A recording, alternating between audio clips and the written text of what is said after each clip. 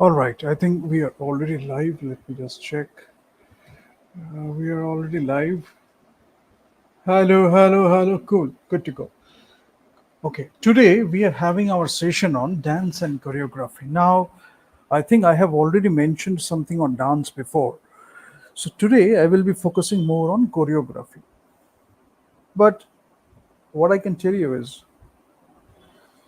I have been thinking about something that what comes first? Is it the word or the words or the text arrangement of the words, the way you put things together. Is it that? Just give me one sec.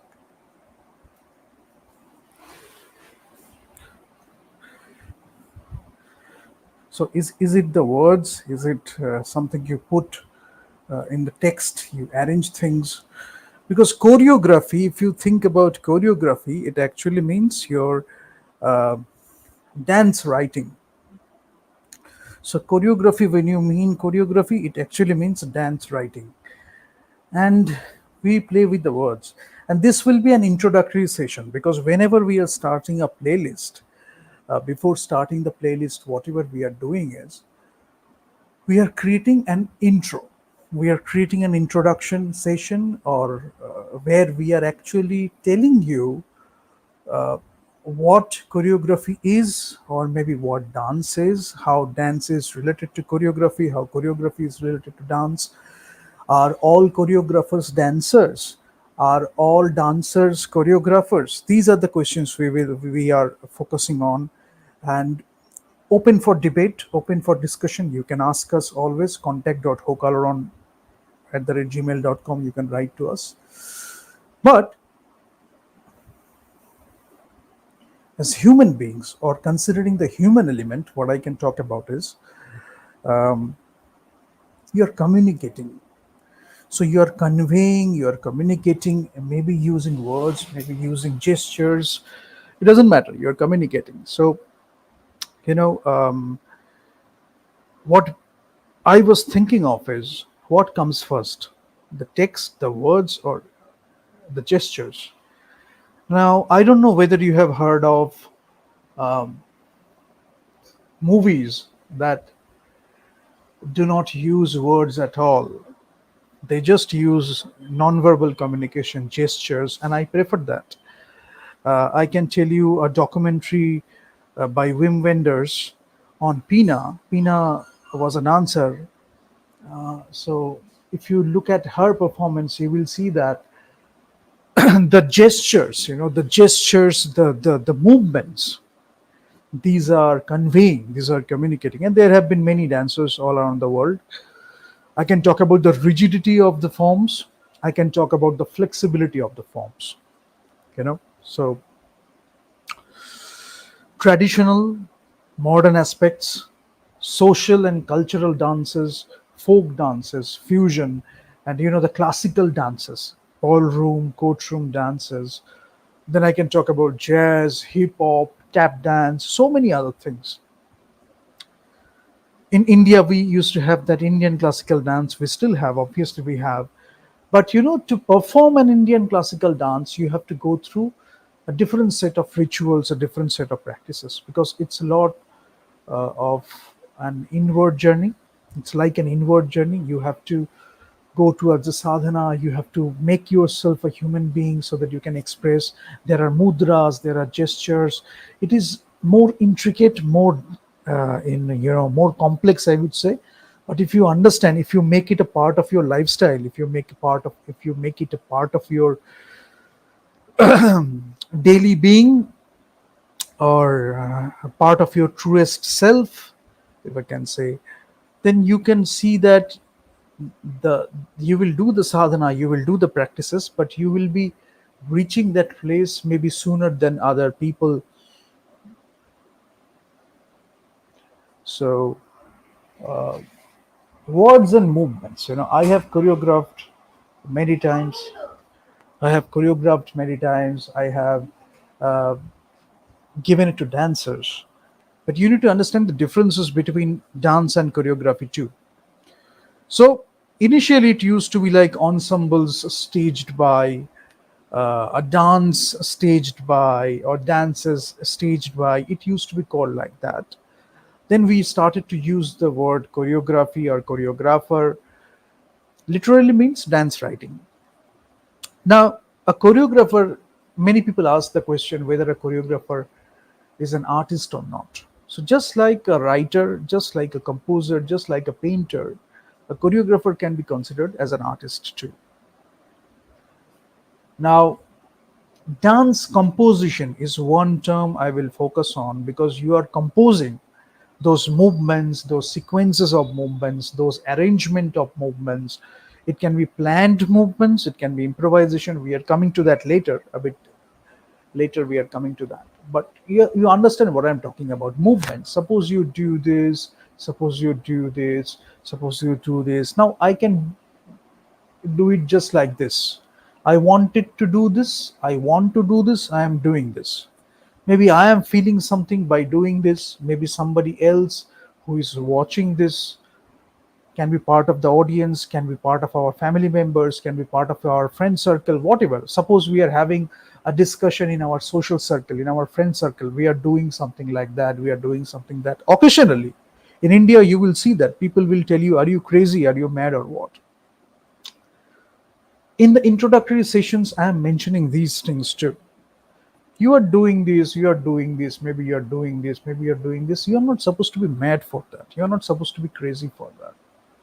You enjoyed doing it, you did it. Right now, you are doing it, you are enjoying it, something you are having, maybe a blissful situation you are having within yourself, maybe a joy you are feeling inside by doing this. You just expressed.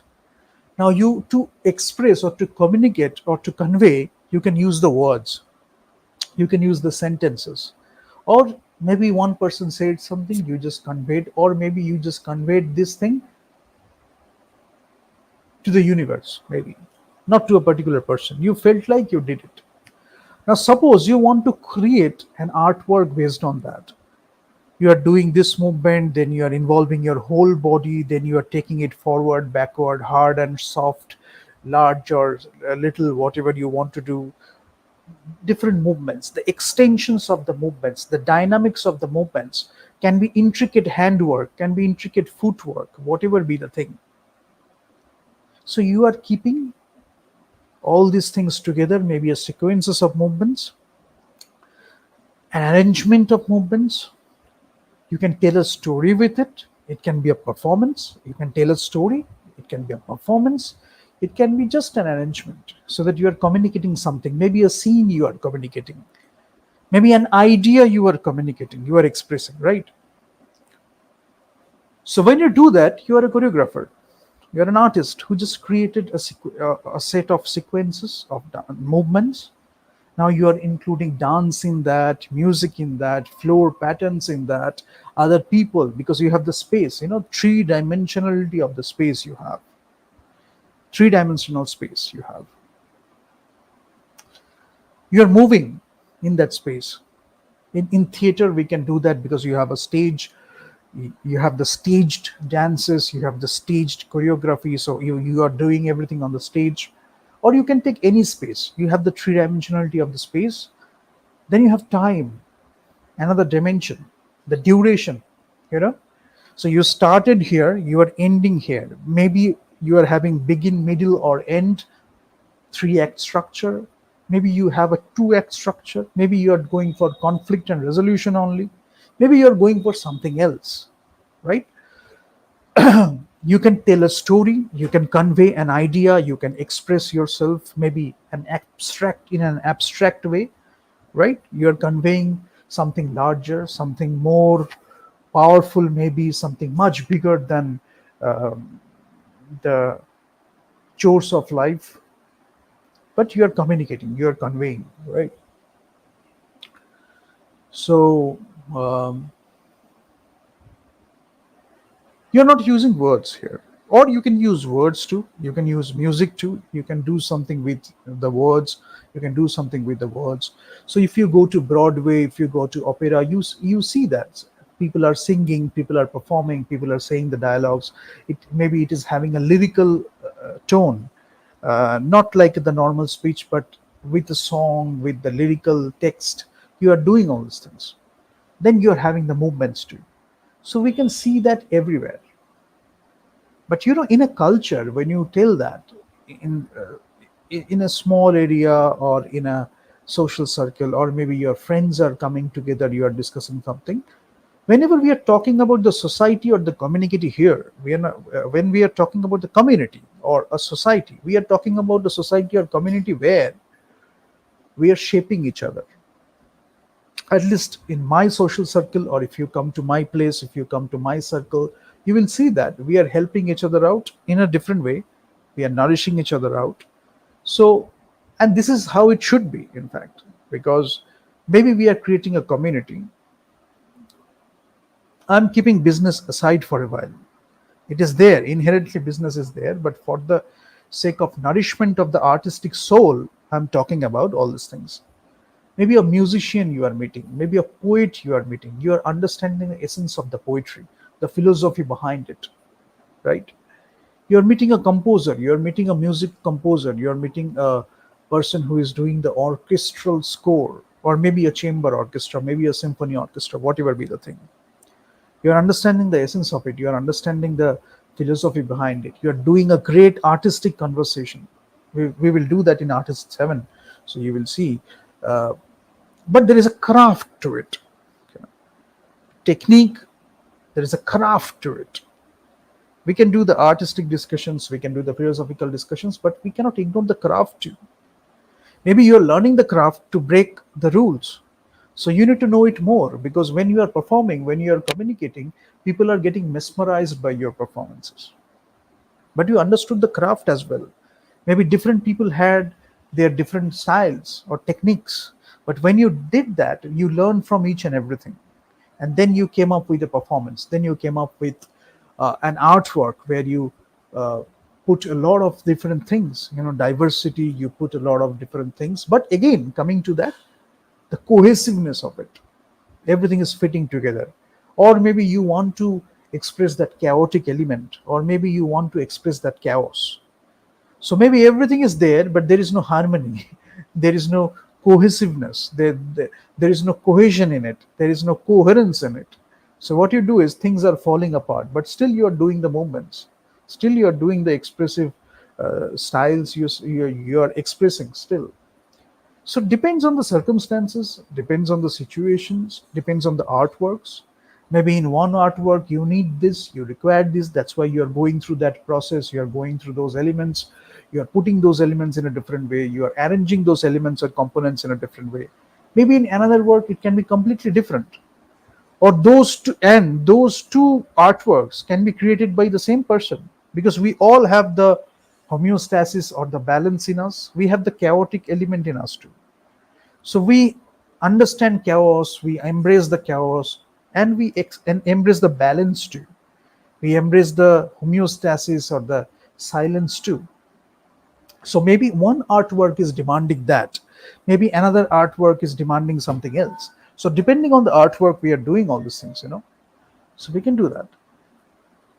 Ensembles, words, and movements I talked about. Now, the art of making dances.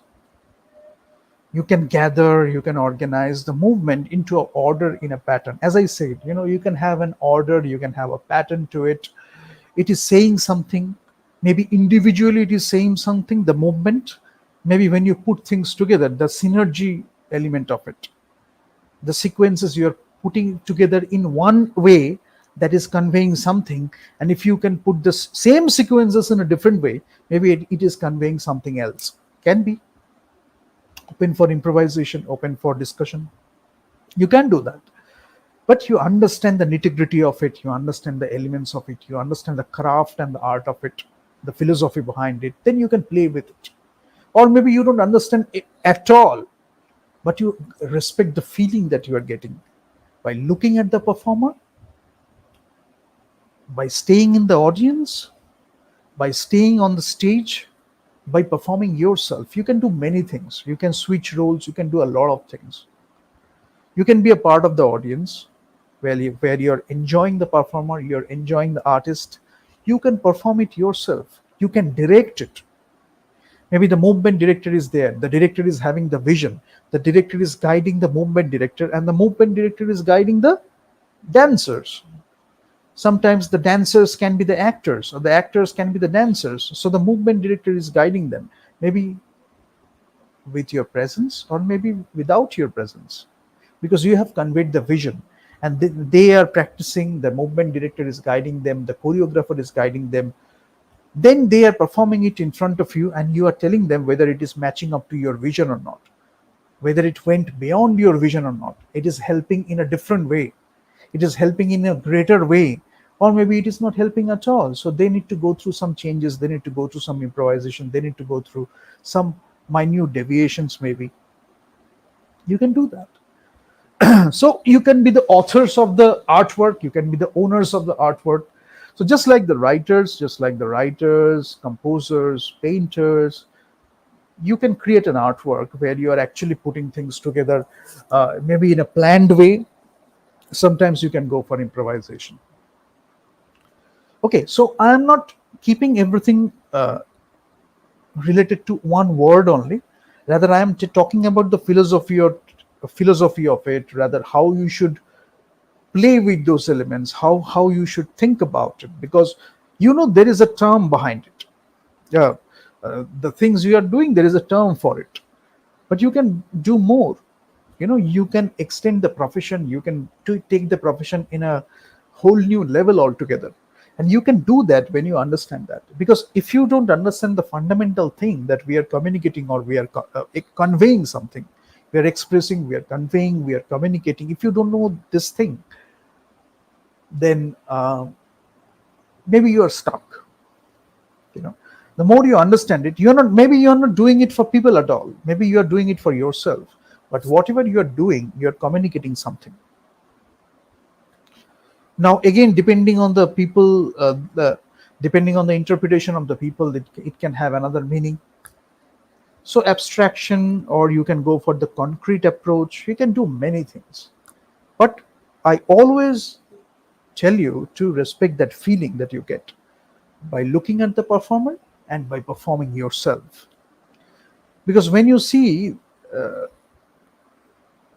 a performer performing, you will see that the more you understand it, the more you can enjoy it. So the appreciation of it, the more you understand the craft of it, the more you understand the art of it, the more you understand the philosophy of it, the more you understand how everything is fitting together.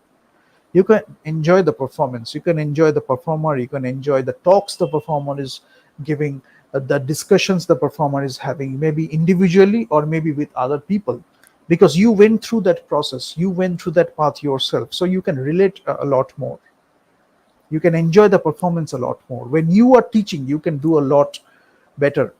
When you are performing, you can do a lot better.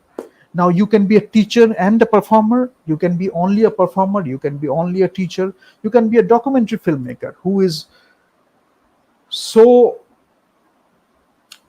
mesmerized by the performer or the performance that he or she is thinking of making a documentary on it or about it. Maybe the artist's performances, something bigger than that. Whatever be the topic, whatever be the subject the documentary filmmaker chooses, you can do that. So movement and expression I talked about. Now you can have motion, you can have form, you can have both. So whatever is required, you can think about that. Now, is it the design itself? A question you can ask once in a while. But you are representing an idea through the dance, through the movement, through the expression. So a series of physical movements you are creating. It can be coordinated with music. It can be representing an idea. It can be telling a story. Many things. Now, notation. When I talked about music, I talked about notation. When I talked about music, that was musical notation. Now, for dance, you can have a dance notation too. For dance, you can have a dance notation too. So there are Spanish dances, there are other dances from other cultures where you are actually having the notation. Sometimes the movements are like a ballet movement, but when you are performing, they're doing some sketches and they are just numbering that 1 2 3 4, and they are keeping those movements so that they are becoming like a notation. Why do we need a notation? If you remember, I had mentioned it. Suppose you created an artwork, you put the sequence of physical movements, the form, the motion, everything you put in the artwork. Now, how others will get it? Suppose you are not there, but you have created the artwork. When other people are understanding that notation, when other people are getting what you tried to convey, again and again they are doing the performances. Maybe with improvisations they can do, or maybe they cannot do the improvisation at all. You just follow the notation, whatever is there. Now, when you do the improvisation, when you understand it a bit more, as I just said, then you can do the improvisation in a better way. For the sake of storytelling, for the sake of expression, for the sake of communication, you can do that. Maybe you are discussing with the artist who created it. Maybe he is not letting you or she is not letting you. Then you do it accordingly. Or maybe you can just reject the entire project. You can go to another project where the artist is more open minded so that you can collaborate. We can do the improvisation, and you should convey that to the artist as well, out of respect, because he created it. He is the owner or the author of it. So you should talk to the person, you should talk to the artist, and you will see that that person will come up with so many other things. Maybe it can be like that, that suppose that a person created it for stage, and when you are doing it, you are actually doing it for the film medium. It can be. So when this artist is creating it for the theater or creating it for the stage, then you will see that he had some interpretations, he had some maybe elements which were required for the theatrical performance or for the on stage performance. Now, when you're adapting it to the film medium, you have to do some necessary changes. So you can talk to the creator, you can talk to the author, and you can do the necessary changes. Now, sometimes we use the word called dance composition. Now, you understand when I am mentioning this words like dance composition or dance notation, you will see there you can find similarities with music, because music is having the notation, music is having the um, composition element. Music, when we are composing the music, we are dealing with all these things. We can do the same with dance too. It can be an organic unity you can have.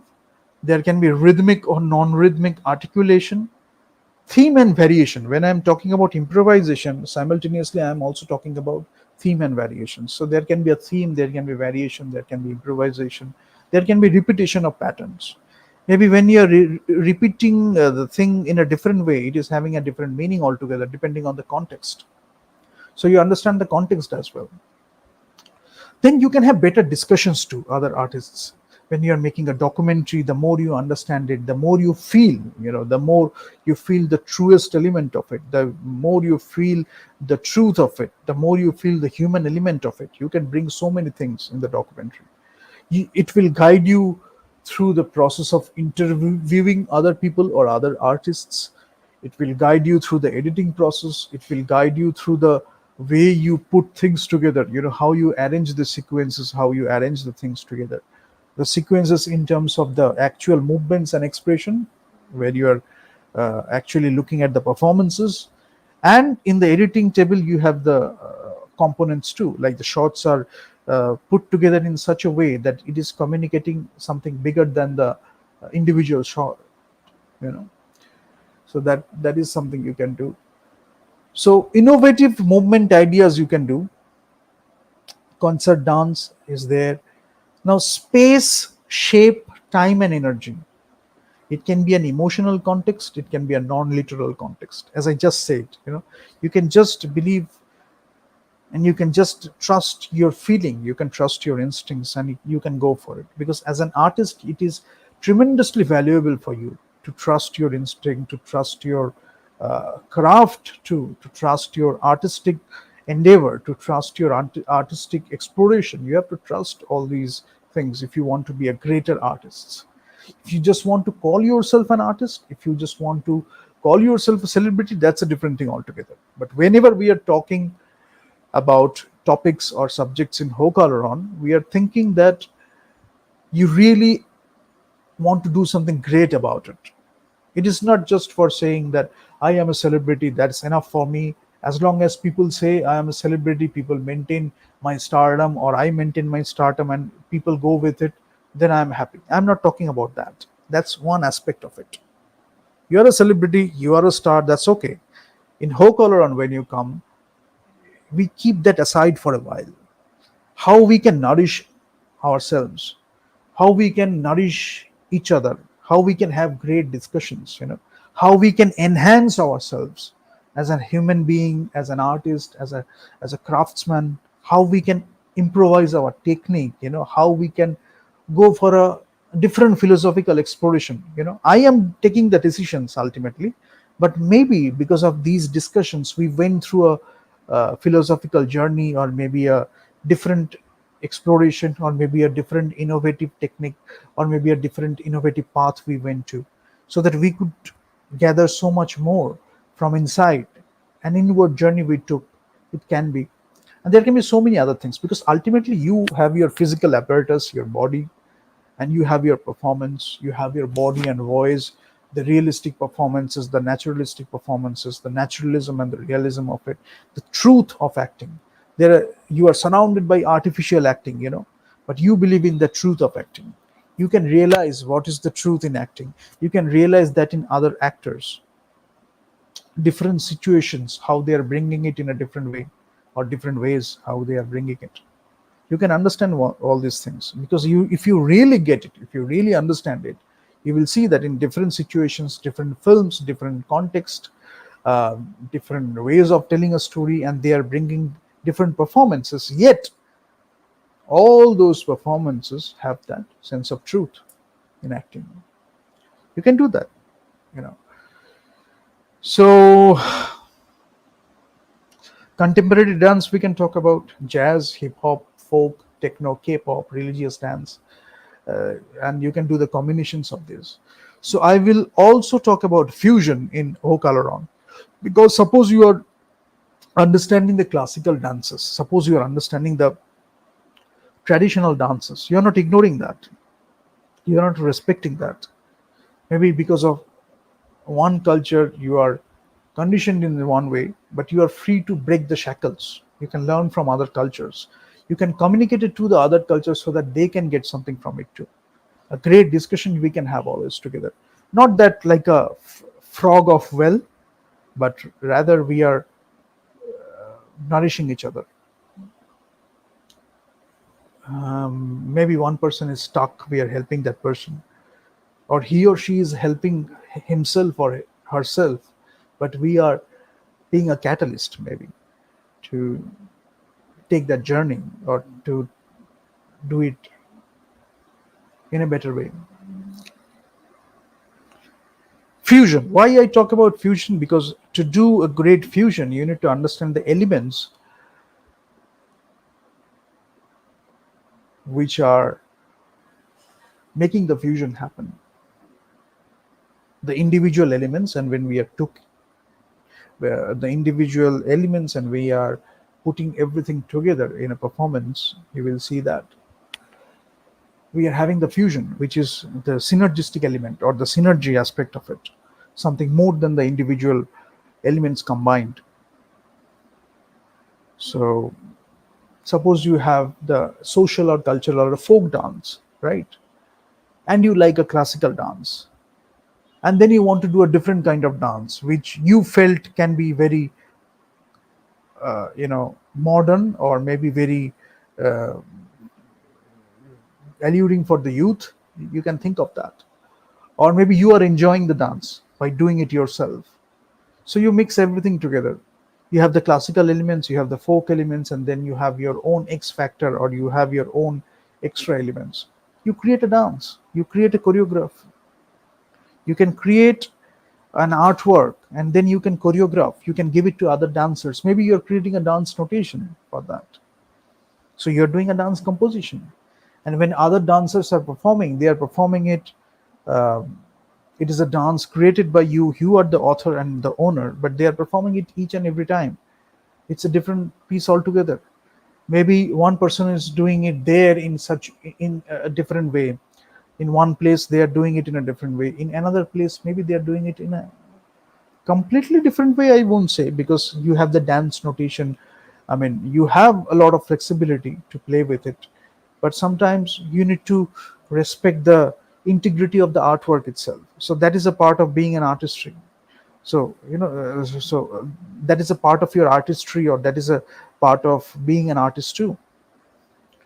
So words, I wanted to do it in a studio so that I could show you the performances, how you are moving it, the flexibility of it, whether you're doing it fast or you're doing it slow, whether you're doing the bending like this or you're doing the bending like that. So whatever you are doing, you're actually communicating. Now, when I am using the words, you will see that words and movements. Where should I put what? Movements greater than words, movements less than words, or movements equal to words. Now, when I use too many words, you are muffled by it, you are baffled by it. You know, when I use the movement, that is having its own communication, that is having its own language. So, language of the body, there is a physical vocabulary you have to understand. And as I always say, non-verbal communication is more appealing than verbal communication. So, less verbal communication. Maybe you are doing it completely silent without speaking a single word, that you are communicating something great. Individually or maybe in a group, you're doing it. So it can be a planned choreography, it can be an improvisation. Few things I will mention. There is a thing called mirroring, where you are facing each other and doing the same thing. Two persons are facing each other and you are doing the same thing. There is a thing called retrograde, where you are performing a sequence of moves in reverse order. Whatever you are performing, the sequence of moves, you are doing it in a reverse order. There's a thing called canon, where people are performing the same move one after the other, they're performing the same moves. And there is a thing called levels. People are higher or lower in a dance, whether you are putting yourself or the partner higher or lower, who is at the higher position, who is at the lower position. So levels, higher and lower in dance. Shadowing, standing one behind the other and performing the same moves. And there is a thing called unison. Obviously, you get it by the name. Two or more people doing a range of moves at the same time. So, what did I mention? One is the mirroring, facing each other, doing the same thing. Retrograde, performing a sequence of moves in a reverse order. Canon, people performing the same move one after the other. So, one after the other, that is canon. Retrograde, you are doing it in a reverse order. Mirroring, you are facing each other and doing the same thing. Shadowing, you are standing one behind the other and performing the same moves. You are performing the same moves, but you are standing one behind the other. That's shadowing, like a shadow. Unison, where two or more people doing a range of moves at the same time. At the same time, because when you take the time element, you have it, and you are performing the range of moves, two or more people, but you are doing it in unison. And you will see one principal dancer is dancing and many other dancers are dancing behind the back or in the background. They're all in unison because those people are doing a range of moves at the same time. Maybe they have rehearsed it before, and when you are looking at the camera, they are doing the final performance, or you are looking at the performance or stage, they are doing the final performance. But behind that, or before that, they went through a rehearsal where they looked at the unison element, especially where they are doing the movements together or not. One person is not lagging behind, one person is not leading back, because when you are supposed to do it in unison, you are doing it in unison. So these are the terms you can understand. Now, as I mentioned a while ago, dynamics. So movements may be characterized by dynamics. It can be fast, it can be slow, it can be hard, it can be soft, it can be long, it can be short. The extensions you are doing, that can be having a wide range, it can be having a narrow range. So when I'm doing this is conveying something. When I'm doing this is conveying something. When I'm doing this is conveying something. When I'm doing this is conveying something.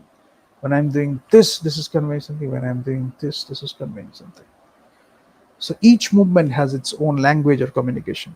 You understand it. Now I am just showing you the upper body, and when you take the upper body and the lower body together, you can do so many things. And when you are moving, so using your legs, you are moving. Using your hands, you are moving. You're using another person who is helping you to tell the story or to do the performance. You can come up with so many different performances. Okay, so you have the three-dimensional space,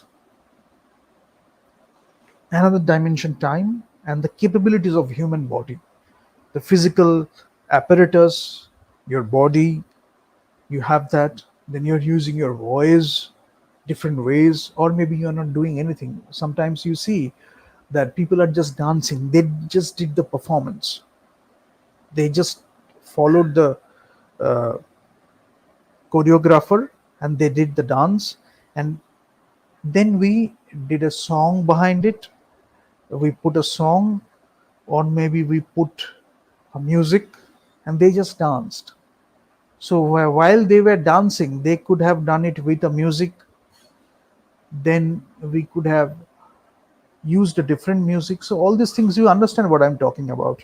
Suppose while they were actually performing, they used a different kind of music just to get the performance.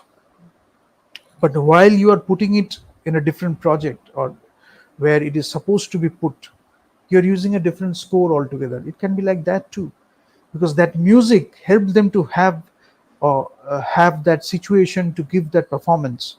And when you are putting that performance in a film, you use that performance for the sake of the performance, but for the sake of the score, you change the score because you needed that score. We can do those things too. So you play with it, music, dance, gestures, movements, part of direction, part of movement direction, part of the director's vision. That's why we do these creative and innovative things. Ultimately, what you have to understand, what is the artwork or what is the project we are working on, what is the vision behind it, and how we can express that vision in the best possible way. Whatever is required for that, we are going to do that. Choreography is one aspect of it, but it can enhance the storytelling. It can take the storytelling to a whole new level. So all these things you'll have to understand. And when we bring ethnicity in this, there is a thing called ethno choreology. So maybe one day I will talk about that too, ethno choreology. When you are doing that, then I mentioned George Balanchine, and then your Martha Graham was there, then your Isadora Duncan. They did great jobs. Like, Isadora Duncan was more into natural movements, improvisation, and all these things. George Balanchine actually focused on the classical rigidity, flexibility, and that element of ballet he brought uh, in a new way. Stravinsky, discussions with Stravinsky and other people that shaped him as a human being, as an artist. So many people contributed to the dance and movement. If I talk about dance, you will remember Michael Jackson, obviously, and you will see that how he's famous for his movements, how he's famous for his gestures. One person he will talk about, Charlie Chaplin, because when there was no sound in movies, we didn't have sound in movies. We were having silent films. Buster Keaton, you take, Charlie Chaplin, you take, you will see that they were communicating a lot through movements, through gestures. Don't we like those movies? We can learn so much from those movies. Facial gestures, body gestures, movements, how they are communicating to the audience, how they are moving in a space, how they are utilizing the space in the best possible way so that people are getting the story, people are getting the thing they are trying to convey. So all these things we can do that, Then came the sound, then came the speech and all those things, dialogue. But initially it was a set of movements and gestures. And we still watch those movies, we still look at those movies, and we learn so much because movements are more than words. Now suddenly we used to have the words too. This happened, that happened in between the shots.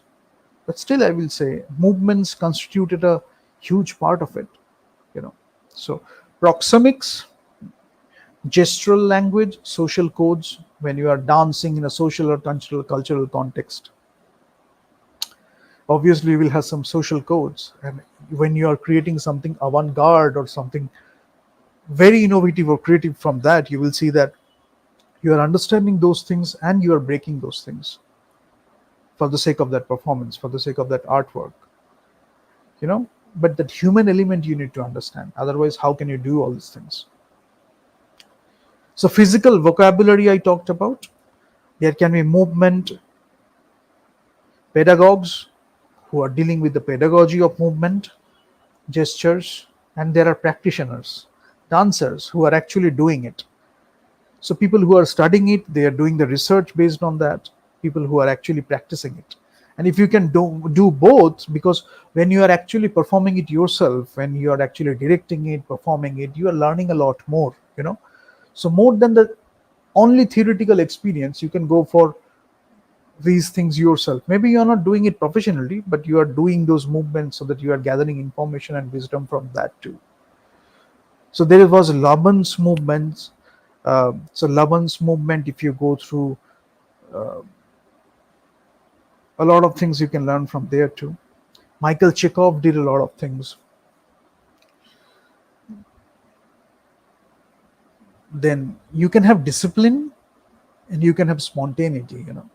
You can have a lot of rigidity, a lot of discipline. Whatever is written, you have to perform that only, as I said. uh, and whatever you're supposed to do, you have to do that only. Maybe in some situations, or maybe in most of the situations, you should do that. Then you have to follow that. Sometimes you can bring some spontaneity. Maybe you're following that, but still you are bringing something. That spontaneity sometimes can make or break the entire performance. So if you, the more you understand it, the more you are involved in the process, the more you can bring. So alignment, shape, senses, impulses, sounds, gestures, they all are telling a story in a performance, maybe in a group of performances. They're telling stories. Now our body, the physical apparatus, a great aspect of it, but our body, this is where everything is integrated. This is a place for synthesis. Now you're doing all these movements and gestures, body, voice, and all these things, but where it is integrated in our body.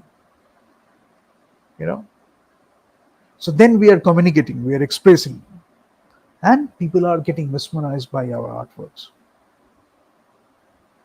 So you need to work a lot on your body. Michael Chekhov talked about it. Many other coaches talked about it. When we are doing exercises, after that, the way we walk, especially if you are into Pilates, yoga, and then other aerobics exercises, cardio exercises, aerobic exercises, you will see that the way you walk, your posture, everything changes. Especially if you are into yoga, you will see that your posture changes, your balance changes, flexibility changes, because you're working on everything together. Some people can go for Pilates only, some people can go for aerobics, but they're all helping you, shaping your body, the way you communicate. You are understanding the movements there too by doing those exercises. Then you can bring those elements into your acting performances, your dancing performances. That's why we need to do a lot of workout, and those workouts are helping us as actors, as dancers, as performers. There's a thing called kinesiology. I will talk about that. It is including a lot of touch aspects. So I will obviously talk about touch, because when you're dancing with your partner, touch is a very important thing. The way you are touching your partner Suppose you are doing a dance based on Romeo and Juliet or something like a love story. So the way you are touching your partner, people are understanding the love from the touch itself. So the person who is directing it, he or she has to know a lot about it. The people who are performing it, how you understand it. When people are watching it, appreciation, they are understanding, whoa, by just the touch and the movement, they are showing how much love it can be. So those things. Now, one thing I am very happy about recently, I am watching a lot of fashion shows, so I can see that there are tricks being played in terms of camera, good tricks for the good reasons. Sometimes we are having the 360-degree view so that we can have an essence of the place. But what is the problem? Sometimes we could have gone closer, so we could have gone nearer to the models, but we are looking at the wide view, but we are having the view of the ambience. It is doing something, but it can be supported by some shots where you are actually looking at the close-ups, or maybe uh, mid shots where we are getting the fashion models, their gestures, their movements, and their dresses as well, fashion, because ultimately it is for the fashion only. And then the architecture is helping it, the ambience is helping it. So all these things, then you can go for the arrangement of shots, playing with the camera. So we can do all these things. Again, we are expressing, we are telling stories. So that's a great thing, and you can learn a lot of filmmaking from there too. Because if you are open to that, you will see that you are going to that place and you are learning about filmmaking too. So everything is an opportunity to learn. So that's why. So you can tell a story, or you can just want to express. You can just want to express an emotion only. Suppose sadness, suppose anger, suppose happiness, suppose joy. You are expressing. Just for the sake of expressing an emotion, you are doing a movement.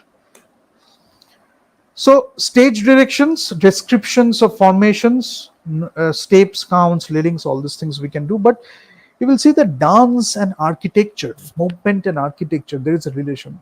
Movement and architecture, dance and architecture. So if you can look at architecture, if you can look at dance, if you can find out the relation between these two primary arts, many people call it, uh, many people call the combination of these two primary arts.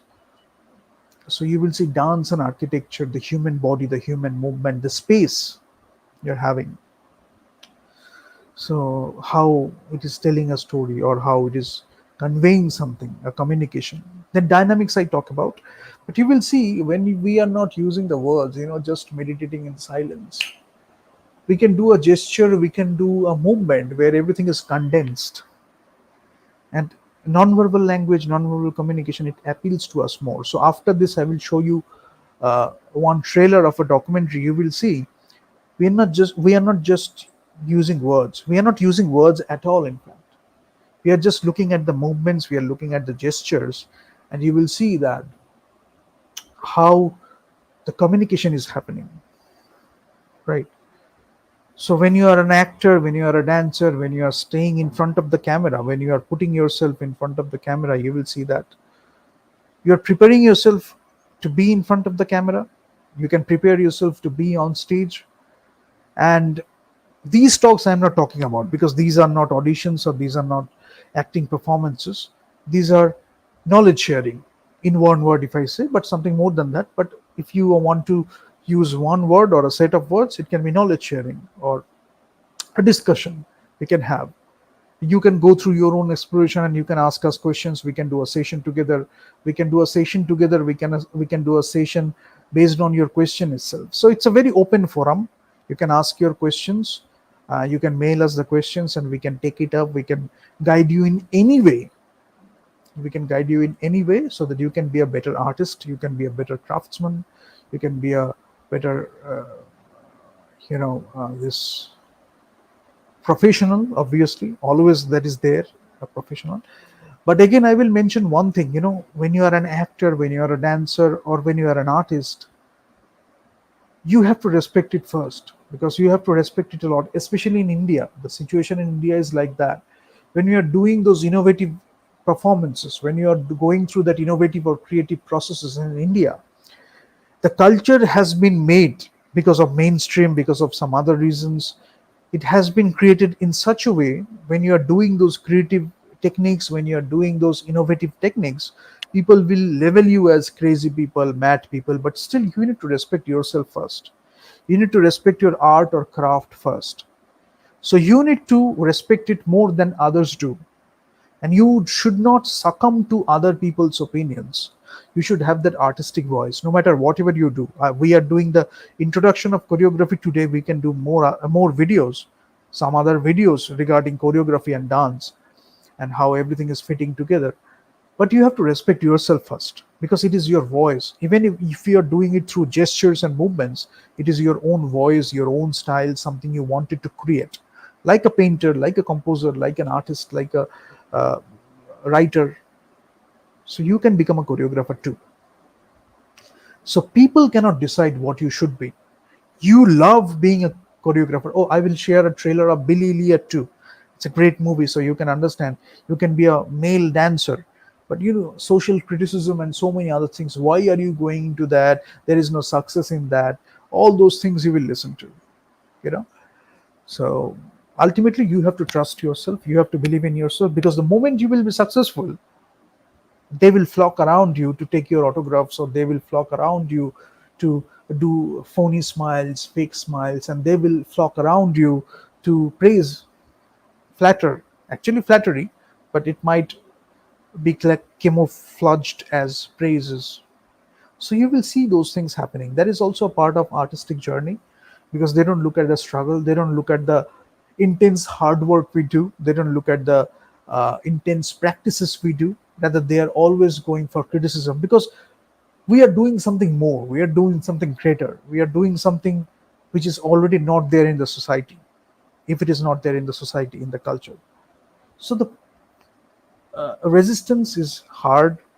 So the opposing force can be really tough, but you need to do it instead of it. In spite of it, you have to do it. In spite of those forces, you have to do it. Right. So that's why you have to trust your instinct, you have to trust yourself, you have to believe in yourself. More importantly, or maybe less importantly, you decide, you have to believe in your artwork. You need to believe in your artistry, so that you can give more to the world, you can give more to humanity, who can be benefited by it.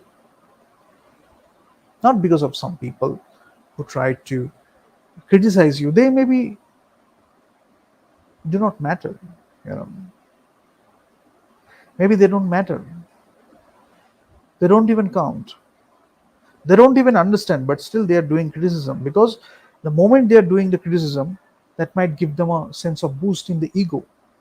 Now you cannot sacrifice your artistry because of those people.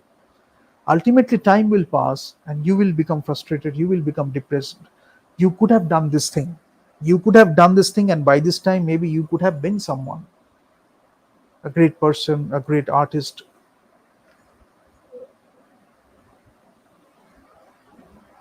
in the narratives of the society. But are you being an artist? Are you being a great human being to yourself when you look in front of the mirror each and every day? Are you doing that? From that, you can shape yourself as a human being, as an artist. And you can always learn, you can enrich yourself. There is no end to it. You can always do that. You're becoming better and better and better. You are improvising, you are better, becoming better and better. You are learning. You can always do that. And they will criticize, don't care. Just do your thing, but respect that thing. That is very important. So I will end it here today. This is the introduction to choreography. And choreography is not only the dance I'm talking about, but choreography in general. So gradually, when we talk about all these performances, you will see that how all these elements are coming together, and the coherence of it, how the synergy of it. So this is what we will talk about. Thank you so much for being with me. You have been a great audience. Only ask more questions.